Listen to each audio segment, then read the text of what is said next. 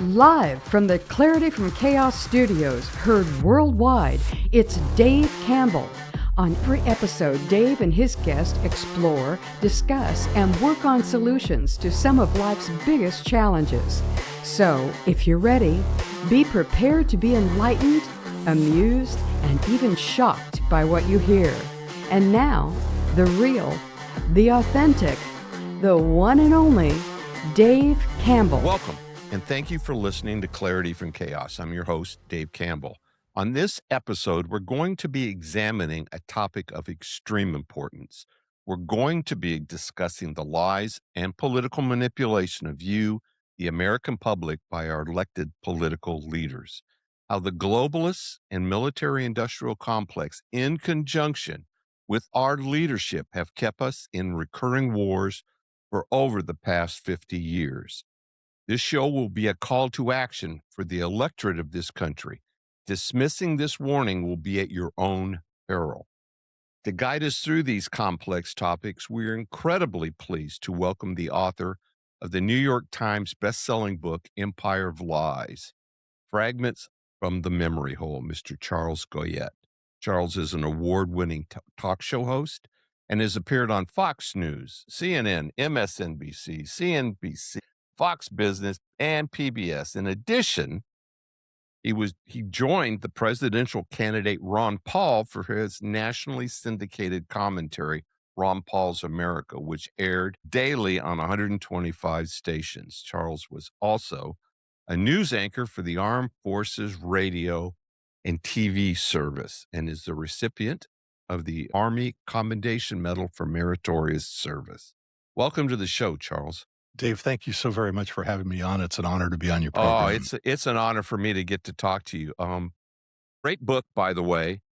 But what I want to do to give the audience a sense of the evil that we're going to be talking about, I'd like to start talking about TWA Flight 800, the manipulation around that and the events leading up to 9/11, because we're still dealing and struggling with that. And I'm sure we're going to have a lot of conversation around it. Yes, thank you. And it's a great place to start. My point in writing this book is to convince the American people that they need to start honoring the truth and quit acting like, Stockholm syndrome. People in the old days, they used to trust everything the government says. Now people have grown skeptical because of, between Vietnam and the weapons of mass destruction and COVID and one thing after another, they've learned. Yeah. But they roll their eyes and they say, well, yeah, the government's lying to us again, and will feel that they don't have to do anything about it. They've kind of made peace with their captors. So I could have started, Dave, with the Kennedy assassination, because it's funny, Charles, that you bring that up, because I was going to start with the Bay of Tonkin, which was about 8 months after the assassination of Kennedy, and how that just rolled us right into the rest of the things I wanted to talk about. Because it was also the USS Pueblo, which, all of this stuff, Charles, it isn't taught in school anymore. You cannot sit down over a cup of coffee and talk to hardly anybody that remembers or understands the events leading up to what we're talking about here. Yes. And I promise I'll get back to TWA Flight 800. But please. The Tonkin Gulf thing is so important because it was the pretext. This was an incident 8 months or so after Kennedy's assassination. This was an incident that supposedly took place, a naval incident supposedly took place in the Gulf of Tonkin. And it didn't really happen. And the commanders on the scene knew it didn't happen, and they were radioing in, and it's, confusion, and the radio man got kind of panicked and this and that, and there are all kinds of reasons. They warned the brass off of this thing, that this didn't matter. And so it was the pretext that LBJ used, since he faced a national election a couple of months away, busy giddy minds with foreign wars. He used it as a pretext to get the Gulf of Tonkin resolution passed, which gave him the kind of authority that we gave to George W. Bush in Iraq. It gave him the authority to conduct the Vietnam War and the death of 58,000 Americans, 2 million at least Vietnamese, threw this economy into a tailspin. The stagflation decade followed hard upon it, and all because the American people, at least I contend, had they known the truth, about even the questions about the Kennedy assassination, would they have believed the misrepresentations that flowed from LBJ 8 months later? Well, that's interesting because that was, Kennedy backed us out of the whole incident in Cuba with without firing a shot. And I, like you, that you continue in your book, probably cost him his life. And probably had he not been assassinated, the whole Gulf of Tonkin would not have happened, which means 58,000 lives, including countless Cambodians and Vietnamese, would still be walking on this planet.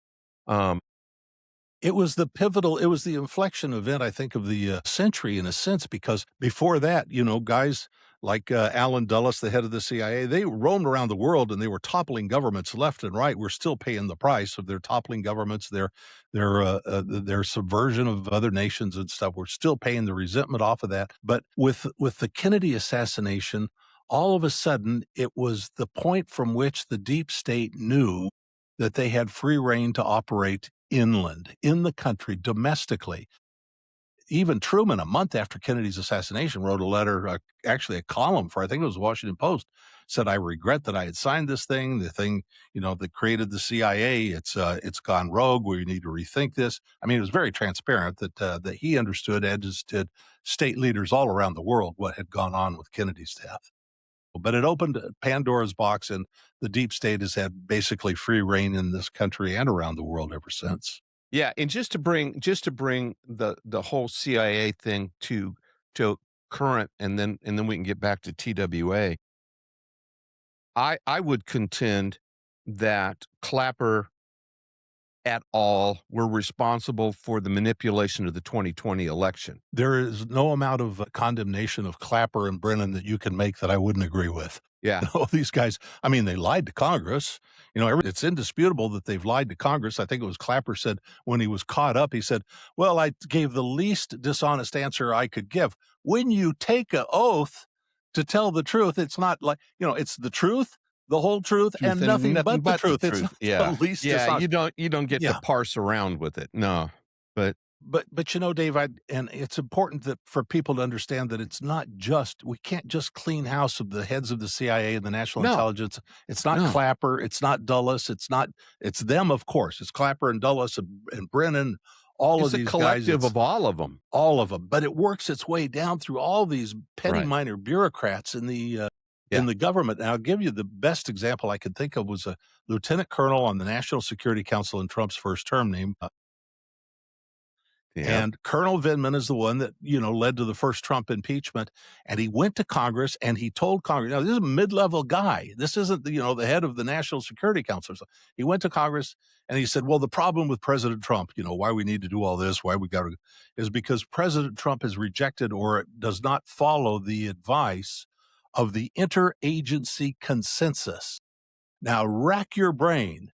Yeah. Dave, tell me where in the Constitution there's an interagency included. The interagency Exactly. consistent. Do they vote on it? Can we see the rules? Who gets to vote? Who profits? It's just nonsense. Charles, it's right there with the Department of Education.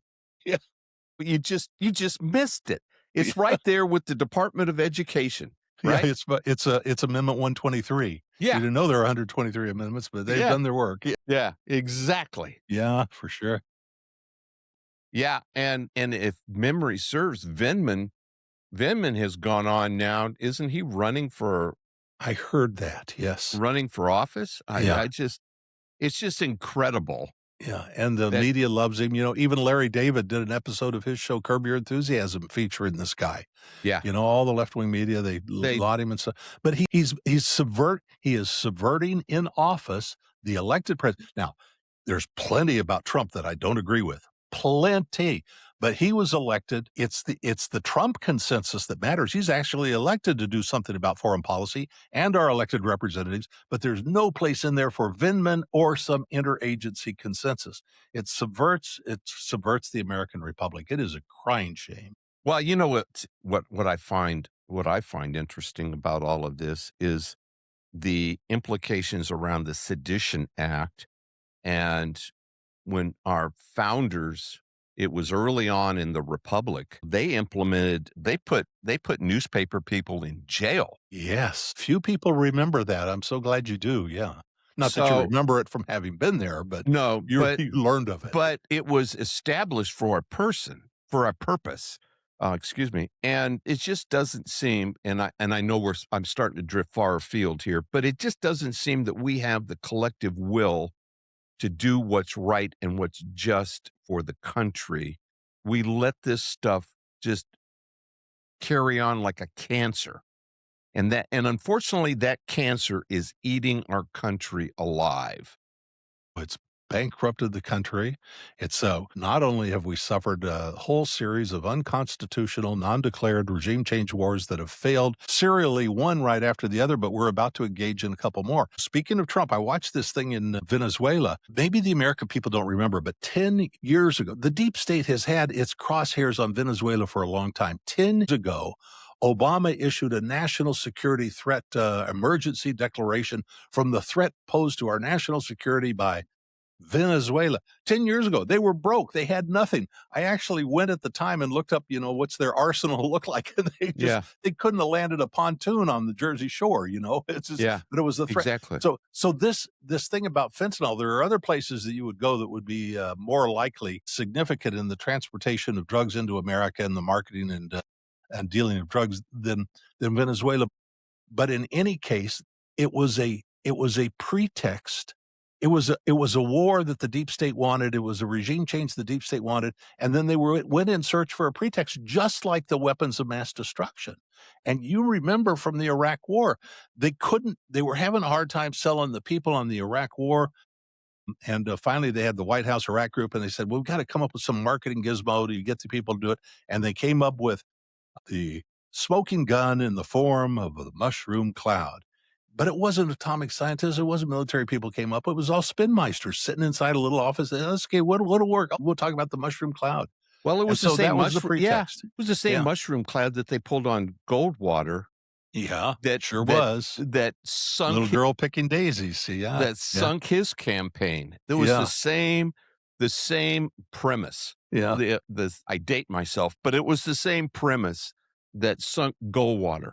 Yeah, and they were very clever at the way they did it. I have the subtitle of the book is Fragments from the Memory Hole, Empire of Lies, Fragments from the Memory Hole, which everybody remembers from high school if they read 1984, the dystopian novel by George Orwell. The Ministry of Love is where they took you to torture you, right? And the Ministry of Truth is where they went to rewrite history. And then when they rewrote the new history, Oceania's always been allied with East Asia. When they rewrote the history, the old history got dropped into an incinerator they called the memory hole. Well, all this stuff gets dropped into the memory hole. But one, I'll tell you I could go on all day, but let me just tell you one of my favorite ones about the Iraq War, went along with the smoking guns and the mushroom cloud, was they came up with this idea of these aluminum tubes. They'd found that Saddam had these aluminum tubes.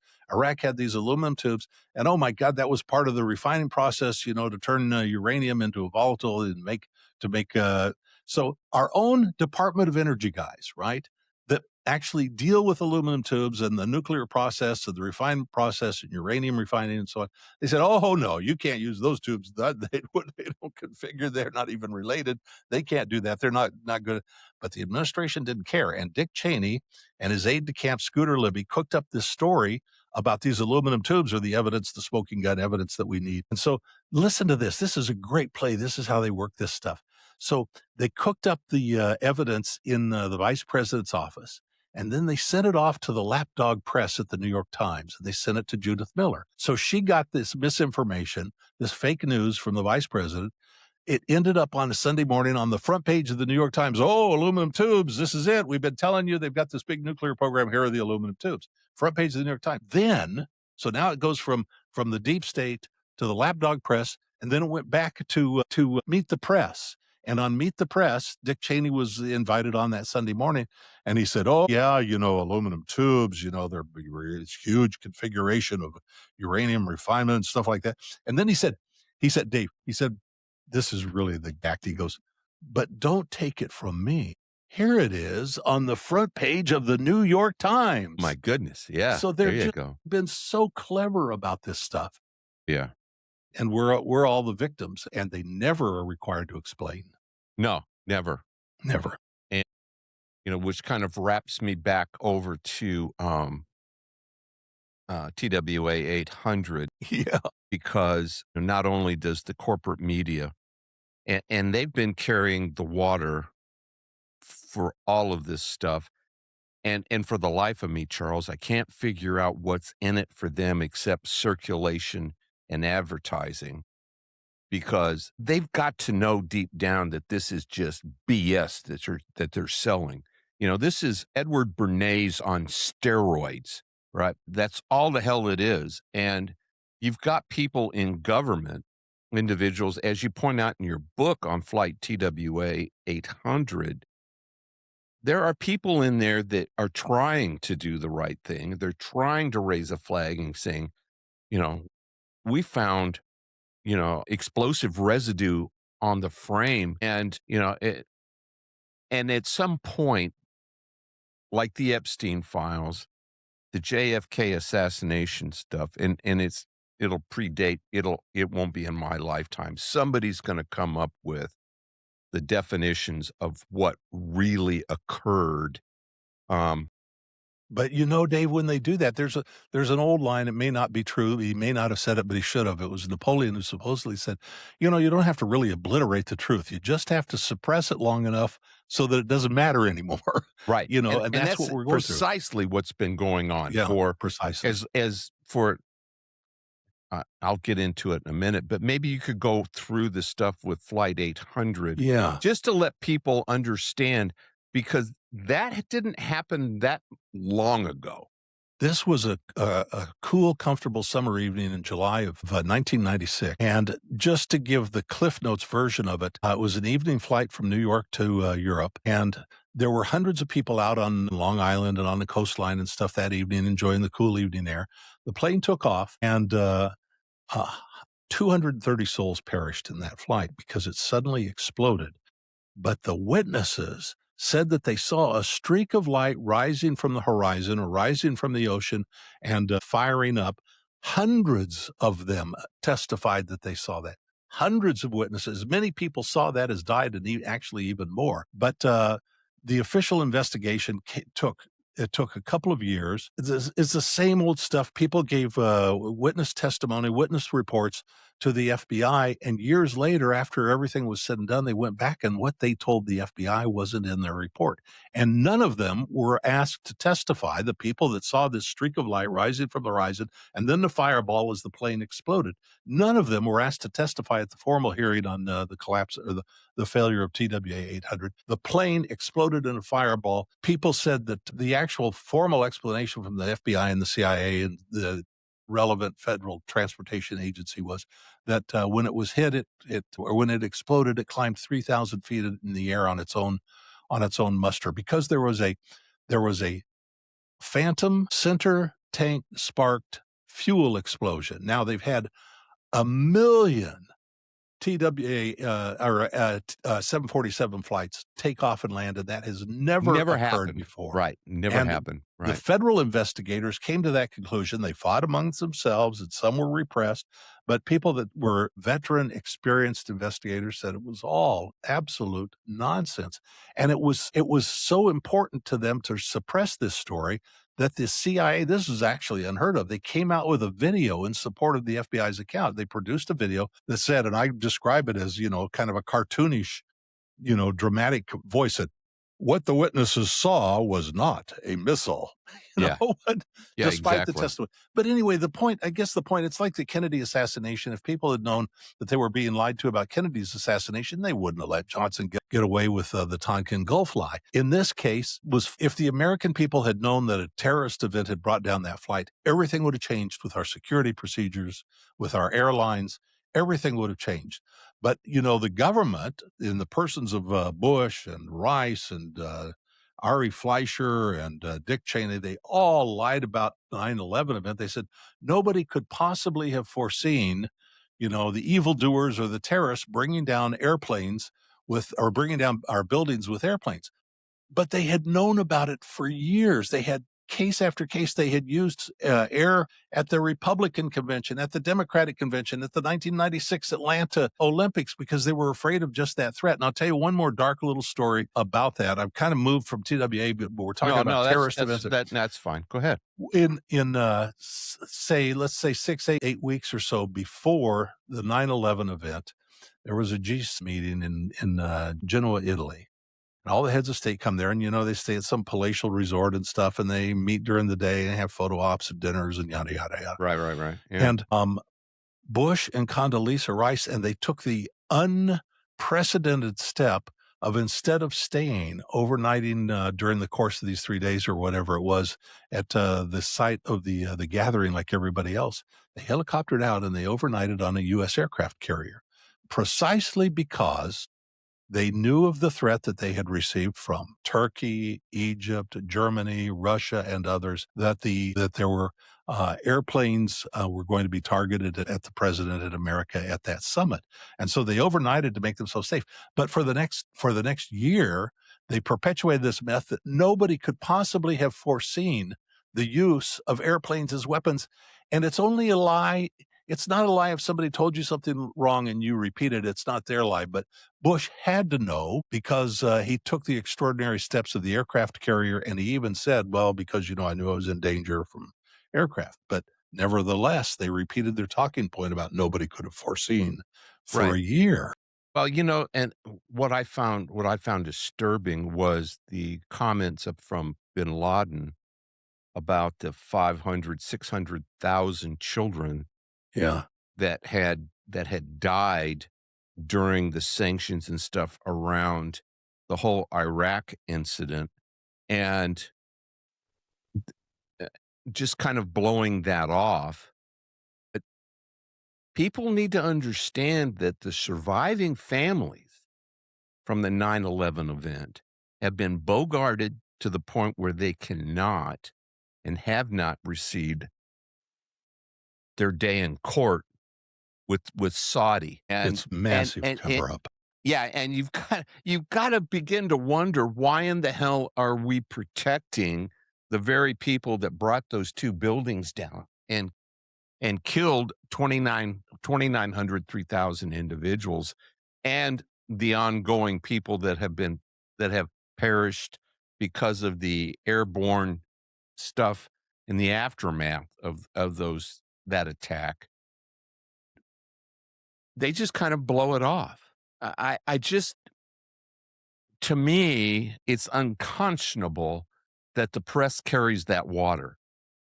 There aren't people out there digging into this stuff on a national level, but the fix is in. And the fact that you've only got 6 CEOs that control all print, media, video, audio, and everything else in this country should tell people something, right?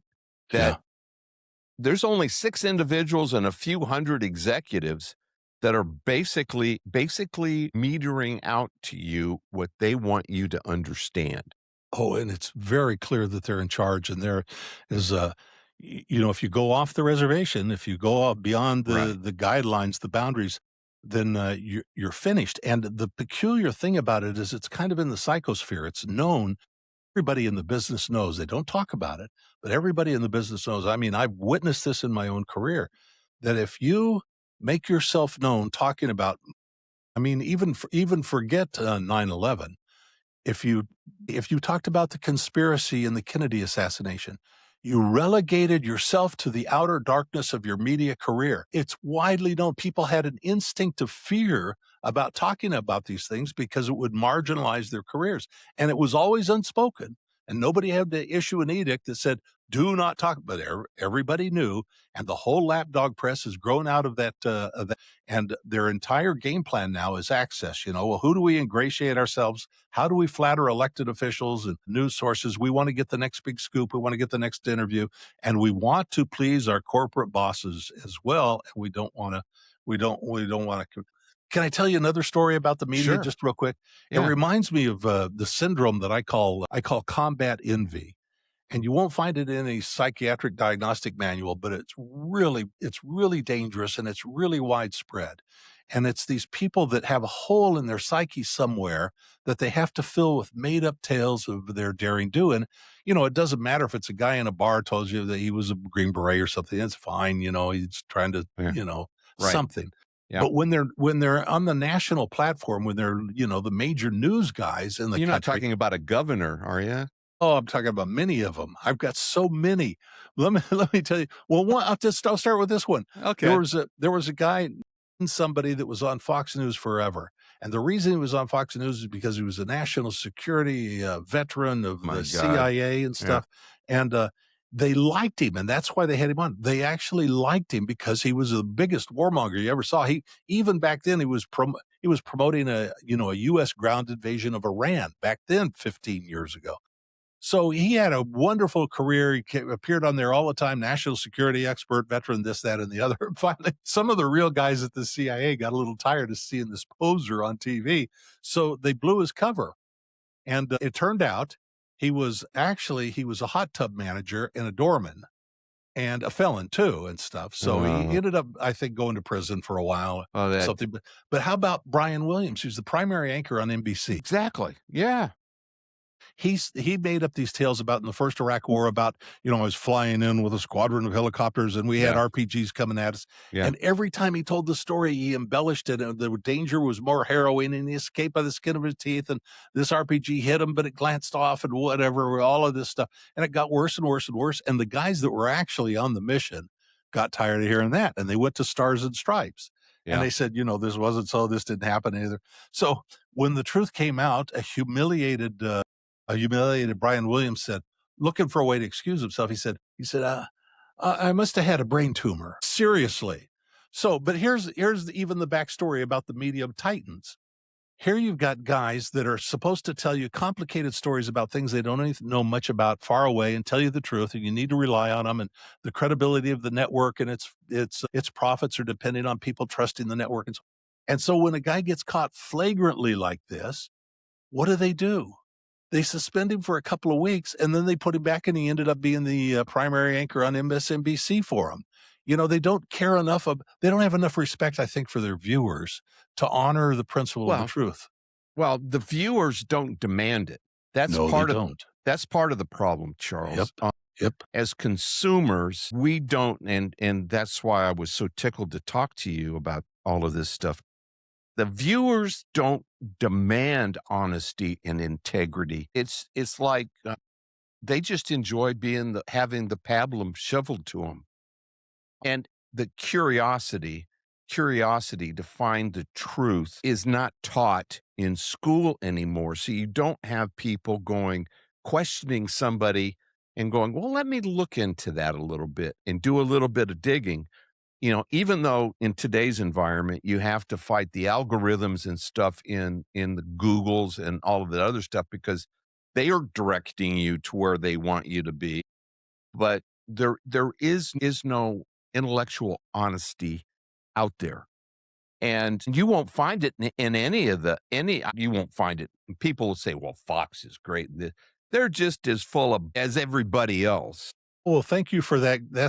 Thank you for pitching the softball at me. Let me tell you one story about Fox. Yes, sure. And this is Bill O'Reilly, who was the number one guy on Fox for years. Okay, here we go. Bill O'Reilly, anybody can go on YouTube, or at least I've seen it on there. I haven't looked lately, but I'm sure it's still, unless he's somehow, sanitized it. But anybody could go on YouTube and see a video of him talking about, when I lead my men in battle, this is what I do. So Bill O'Reilly said, well, I've been in a war zone, and I've been in the war, and I was in the Falklands and stuff. He was never in the Falklands. He was never in a war zone. None of it was true. He said things like, oh, I've seen, I'm a battle-hardened veteran. I've seen nuns get shot in the head. Well, the truth does finally come out. When it comes out, well, of course, he wasn't in the Falklands. He was in Argentina. That's not the Falklands, and it wasn't a war zone. And the nuns get shot. He saw photos. Well, you and I have seen photos of the Zapruder film. Can we go out there and say, oh, I'm a personal eyewitness to the Kennedy assassination? but they got away with this stuff. And he kept doing it, kept doing it. Now, I haven't read his book about killing Kennedy, but one of the people tell me that one of the accounts in there is that he was on the porch. He was on the front porch ringing the doorbell of a CIA Oswald associate named George de Mohrenschildt in Florida. The day that George de Mohrenschildt purportedly committed suicide, blew off his head with a shotgun. And Bill O'Reilly was on the porch ringing the doorbell to interview him at the time. Only problem? Bill O'Reilly wasn't in Florida. They have audio tapes of him making phone calls to other people from his TV station in Texas, where he was at the time. He was nowhere around. So where's the accountability, for these people? But Fox kept him on even when the stories about his made-up daring do come out. Well, yeah, the only thing that sunk him was the loofah. Keeping his knickers on, That is correct. That's the only thing that sunk. The other BS, Charles, that didn't matter. Yeah. You just, if you can't keep your knickers up, whatever. But there is no accountability. There is none. But as I mentioned, as consumers, we don't demand it. We don't demand it in the workplace. We don't demand it from the press. We think, just like we think our politicians are acting in good faith, we think the same thing of people in the press. Well, they're a journalist. They must be able to, do this correctly and give us the right information. It's Stockholm syndrome. They're all captives. They made peace with their captors, and so the world goes on. It's just nobody wants to say the emperor has no clothes, because then if you hit that, if you hit the magic point at which people are finally ready to wake up, they're good and tired of a specific lie, then you could get away with it. Trump, to his credit, is the guy that came down the elevator there at Trump Tower. And on the debates when he first ran, he said, "Oh, yeah, we were lied into the Iraq War." Well, everybody's kind of gasped and stuff, because until that date, you couldn't really say that, or you'd be relegated to the outer darkness. But he broke the ice. He said the emperor has no clothes. The same things happened with the deep state. There was a long time you couldn't talk about the deep state or the invisible government or the shadow government. And then one day, I think it was Peggy Noonan and somebody else, they were on CBS Sunday Morning or something. Topic came up and they started talking about, all of a sudden, everybody in America started hearing the term the deep state, which is very descriptive because it's deep and it is a state function. And all of a sudden, we had a chance of getting people to discuss it. So we're better off than we were, but there's a long way to go. Prison. Yeah, there's an iron prison around what's fair to debate and what you can discuss without being relegated to the there's margins. A long road to go, because I think, quite frankly, Charles, we're at the point where we have a uniparty. We don't have Republicans and Democrats. They're all the same. If you grabbed into the primordial pool and pulled them out, you would be pulling out a Democrat and you would be pulling out a Republican. And you wouldn't know the difference. And you wouldn't know the difference because they're all the damn same. Yeah. And a perfect example is Elon Musk went into Washington and, even for a minimum amount of time, uncovered $1 gazillion in fraud and abuse and everything else that the taxpayers have been going through. And Congress has yet to codify any of it. Just a week ago, I think it was a week ago, Rand Paul couldn't get a bill to pass to cut $5 billion from subsidies for illegal aliens in the United States. Exactly. He couldn't, and the people voted against him were the Republicans. Republicans voted against him. Exactly. They're up to their eyeballs with the NGOs, just like everybody else, because they're over in the corner getting the kickbacks and getting all the stuff that the same thing that Democrats are. And there's not one whit of difference between any of them. And until the American public starts to understand that we need to be electing people with integrity, like I said, we've got a uniparty. And I guess, to get a little philosophical about it, I've always felt that if you want to redeem American politics, this is beyond everybody's knowledge. This actually is kind of like a biblical principle that, if you want to remove the splinter in your neighbor's eye or your brother's eye, take the big fat beam out of your own first, and then you can see better to do it. And so I've talked about this for years. It doesn't do any good for Republicans or conservatives to complain and to point fingers at and complain about the Democrats. And it doesn't do any good for the liberals and the Democrats to complain about corrupt Republicans. It doesn't do any good. And we will never clean up the political system until the Republicans start holding their own accountable with the same severe standards that they applied to their political opponents, and the Democrats would have to do the same thing. They'd have to Exactly. criticize their Schumers and their Pelosi's for all their misdeeds and all their grafting Exactly. and grifting with the same ferocity that they would go after Republicans. And until they do that, it's just it's a house divided, and it keeps the people mesmerized with Right. the Yeah. wedge I mean, issues it's and the just, debates. follow the shiny object. But, we have to start demanding that they eat their own dog food, right? Yeah. If they pass a bill, just like trying to rework Obamacare or whatever, all part of that should mean that they need to be participants in that whole healthcare thing too. Not the standalone piece that they've got sitting over here in the corner that takes care of them, but Congressional retirement plans. that piece needs to come in, and it needs to reflect the same thing for the electorate, not just our, these guys that go, get to set up in Washington and pontificate about nothing but bullshit. Well, if you and I got together and colluded about some insider trading, we could go to jail. Yeah. But they can do this. They do this day in and day out, and everybody knows it. It's the biggest open secret in Washington. They know a measure that's going through and it's about to pass, and it's going to enable this, or it's going to throw a bunch of crony dollars at that, and so on. And then they take a position in the stock and cash in. It's more widespread. That's why I call it the Stockholm syndrome, because everybody knows it goes on. Don't really know what to do, and they roll their eyes. Well, that's politics and stuff. Well, we can't do that anymore. We can't roll our eyes and say, well, that's just politics. And we've got to hold people to a higher standard. But I agree. If we don't, our trajectory is very, very grim. Yep. But, I went back, Eisenhower gave his military industrial complex speech in 1961. So I went back. There have been 195 conflicts of significance since Eisenhower gave that speech. And this is just a few of them. In the 60s to 70s, what we had was the Vietnam War, the Dominican Civil War, the Cambodian Civil War, and in the 80s, we had the invasion of Grenada. We had the Lebanon Civil War. We had the Iran-Iraq War. Now this, people don't understand, went on for 8 years. This was before the Gulf War and all of that stuff. This was back when we were in there trying to circumvent and pump up and do all the kinds of nasty things that we've been doing with Al-Qaeda and the Taliban and all of the other stuff that's been going on.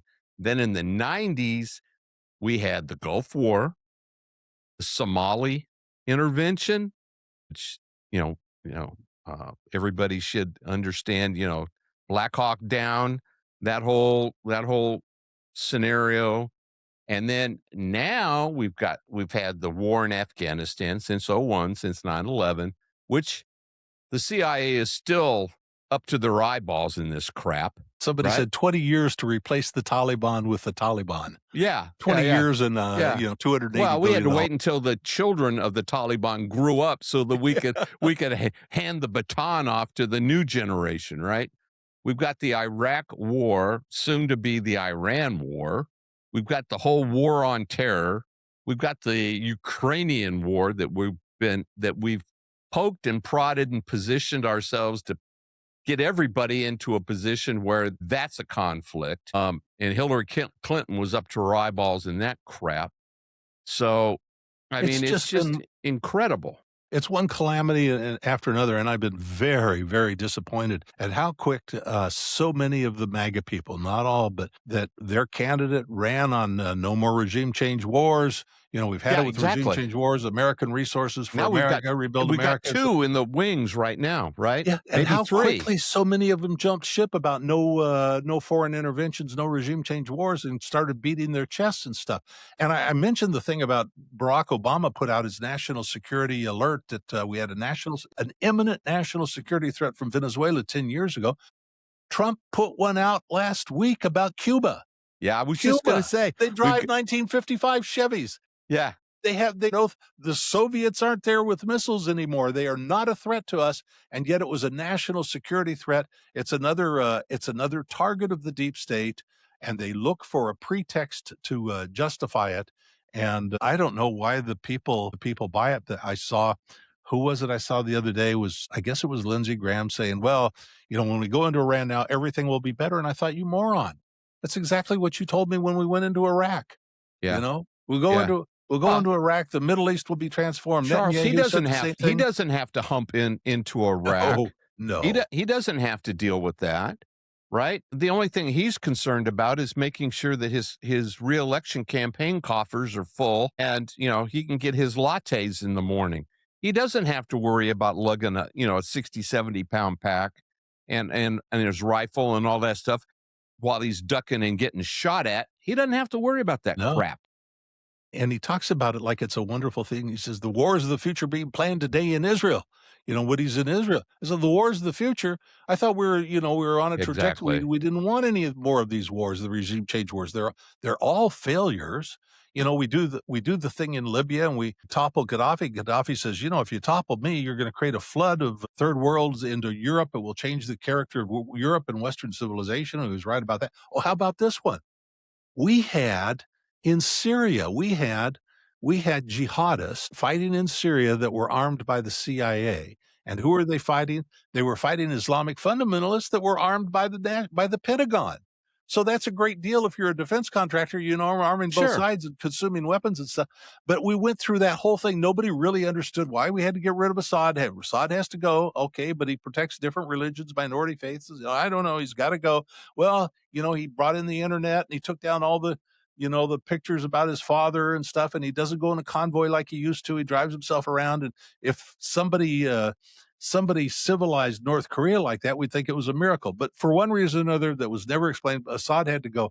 So we spent all this money there, and what did we install? We installed a guy by the name, his old name was Jelani, and he was a terrorist, a Baghdadi ISIS al-Baghdadi affiliate in Iraq.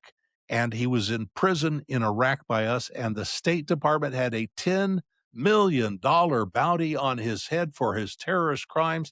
And then all of a sudden, they dressed him up, they trimmed his beard, they put an Armani suit on it. Daniel McAdams said they gave him a $90,000 Swiss watch, and faster than you can say Washington makeover, he's the head of state now.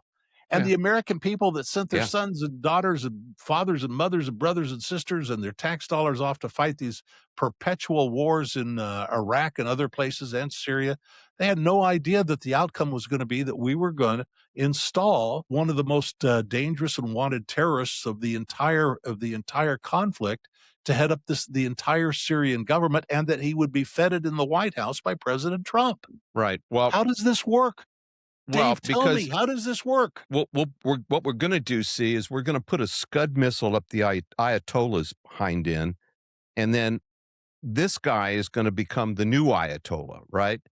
Yeah. So all we're doing is just moving the conflicts around the chessboard, and the Raytheons of the world are just sitting there just giddy as hell because they're selling weaponry all over the place. Then, Dad, insult to injury, all of these guys that, the presidents, Democrat and Republican alike, were named to the U.S. Institute of Peace. They're all on the board of Raytheon. Yeah. Oh, that's go peaceful. Figure. Go figure. And they get, directors' fees and stock options and stuff for all the missiles that are made and sold. But they're on the Institute of Peace. Yeah. Yeah. Sure. Well, how's that work? Well, it's because peace through strength, right? We've got to spend billions of dollars because we have to be strong so that we can have peace. Through strength, yes. Through strength.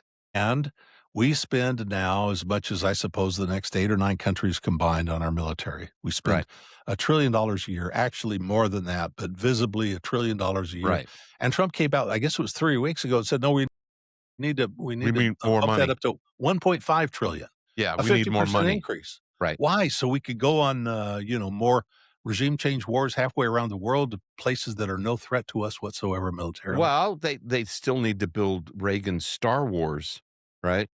You know, these guys, the defense contractors, they subsidize the think tanks, and the think tanks write the editorials and the think pieces and the Exactly. talking points for politicians, Exactly. to foment the new wars. Well, they own that K result Street, in right? Yeah, yeah, and the more spending that gets thrown in, and they bring additional countries into NATO then that have to buy U.S. armaments as a part of their commitment and stuff like that, and it's provocative to other nations that don't want NATO with an armed opponent on their borders and stuff, and so you get the Ukraine war, and this stuff is like an endless loop of folly.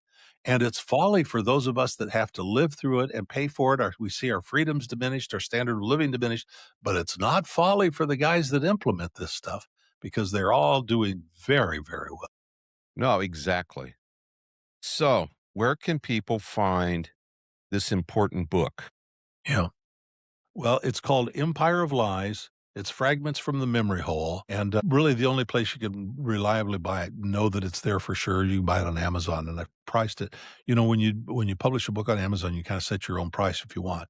And I priced it really, really low so the most possible people will read it. So you can find it on Amazon. It's called Empire of Lies. Oh, there are science fiction stories and detective stories that have the same title, Empire of Lies. But mine has a picture of the Uncle Sam. deep state on there sitting astride the globe. And the subtitle is Fragments from the Memory Hole. Because when you get through with this book, you'll find the things they tried to hide, and you'll understand where we're going because of them. Because it's 100 incidents, and they're all pointing at a very unhappy future for us. And any other social media, Charles, where people can get in touch with you? Yeah, I'm on X, so just Okay. Charles Goyette. Actually, you can go to empireoflies.com, which is about the book. It's just empireoflies.com or charlesgoyette.com, and you can get led to places and material from there. Oh, that's great. It's Yeah. been an absolute honor Yeah, speaking Dave. with you, sir. It's been great fun. I really enjoyed It's talking been to an you. absolute honor. And thank you out there for listening. But before we conclude, I would like to share a scripture with you. And this is from Zephaniah 3:17. The Lord your God is with you, the mighty warrior who saves. He will take great delight in you. In his love, he will no longer rebuke you, but will rejoice over you with singing. And if you need guidance, all you need to do is bow your head and pray. Charles, thanks again so much. Very nice, and thank you so much, Dave. I really appreciate you. Take care. You bet. All right. Thank you for listening. If you would like to listen to more Clarity from Chaos shows on demand, go to clarityfromchaos.buzzsprout.com or send Dave an email at info@clarityfromchaos.com for information on previous shows. You can also listen to the show on Apple Podcast, Spotify, Twitter, or Google Podcast. Until next time, please remember, it's not about waiting for the storm to pass. It's about learning to dance in the rain. Be well, everyone.